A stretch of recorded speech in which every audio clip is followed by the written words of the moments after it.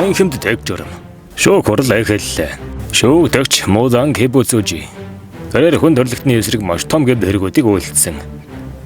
Чөтгөрүүдийг бий болгох, олон мянган хүний амийг хөнөөх, бусдын нэрийг хууль бусаар ашиглах, бусдад хүчтэй сэтгэл санааны дарамт учруулах гэх мэтчлэн хэмнэлт хэрэгүүдийг үйлдсэн байна.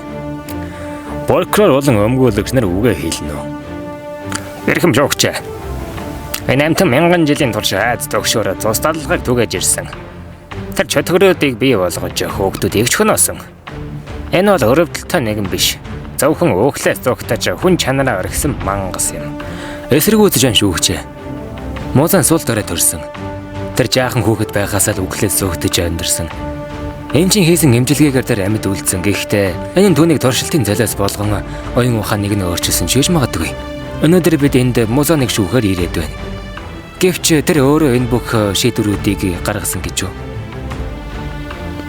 Зя, тэгвэл хоёр тал нотлох баримтаар танилцуулна. Харж байгаачлан тэр өөрийг нь аварсан хүмүүсийн хөнөөгөө зогсохгүй.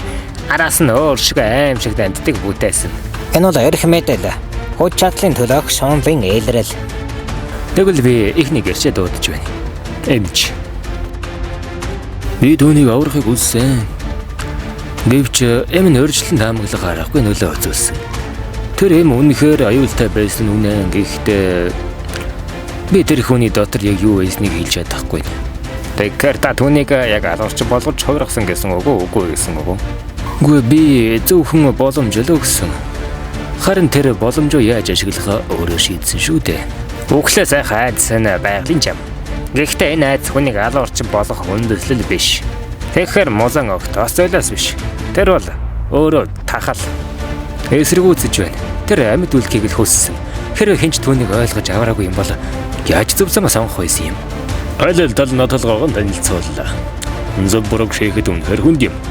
Гэвч шийдвэрийг би биш харин та нар үзэгчэд гаргана. Музан Кибуцужи буруутай юу? Эсвэл өршөөгдөх ёстой юу?